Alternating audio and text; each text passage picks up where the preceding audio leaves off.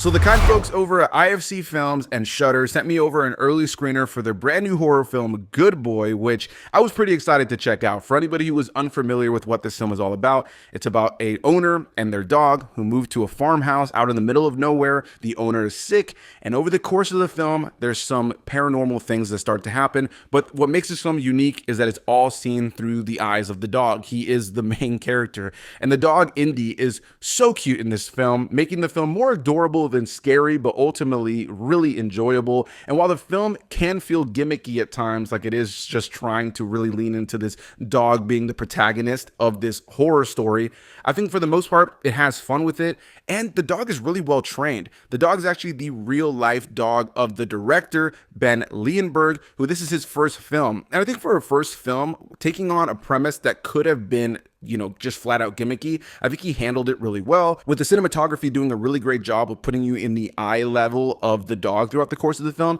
And you never even really see the faces of any of the humans in the film. The most you'll see is maybe their jawline or their mouth.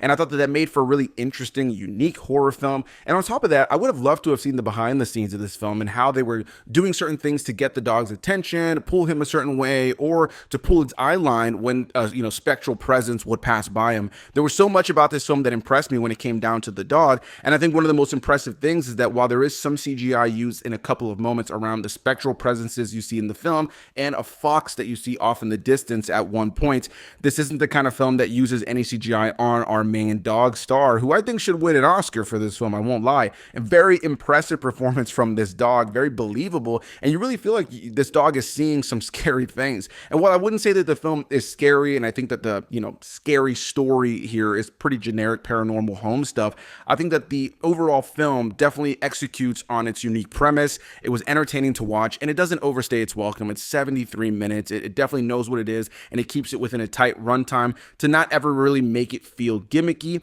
But at the same time, I do think it kind of limits itself. It probably could have been a bigger, a better story had the film been a little bit longer. But I think if you're going into this for a unique horror film with the dog at the center of it, it's cute. It's fun to watch. It's got cool creep factor, though I wouldn't necessarily say that it's scary.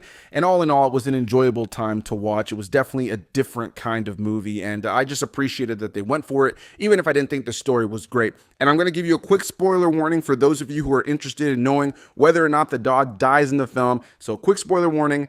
The dog does not die, so you do not have to worry about that. Indy is okay throughout the course of the film, but I should say that you see the bones, the remains of another dog from the past in the film.